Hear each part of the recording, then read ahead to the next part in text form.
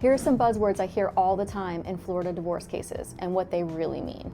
So the first thing I hear a lot is, I want full custody. Custody is actually not a term in Florida that we use anymore. What we use is time sharing or parental responsibility. And so when you tell me you want 100% custody, to me that means you want sole parental responsibility, because the courts usually aim for shared decision making for the children.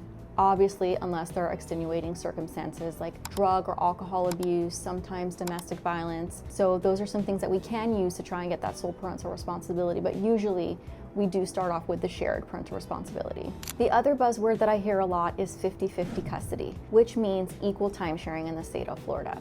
And even though in Florida, as it stands right now, there is a presumption of 50-50 time sharing, which means as soon as we step into that courtroom, or if we're negotiating at mediation for a parenting plan, then yes, we are starting off with that presumption. However, the court still has to take into account the best interests of the children. And there are several factors that are included in the statutes for that. And so we do go by that when we go to court, or even when I'm negotiating a parenting plan. And definitely the number one term I've heard in the last 5 years or so, I want to say that's become very popular, is the term narcissist.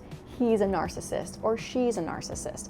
While that may be true, right, because I'm not a doctor, I'm not a psychologist, I believe you, right, that this person is probably a jerk and probably has made your life miserable, because why else would you be sitting in my office talking to me? However, that is not a legal term that I can bring up in front of the court or really even at mediation.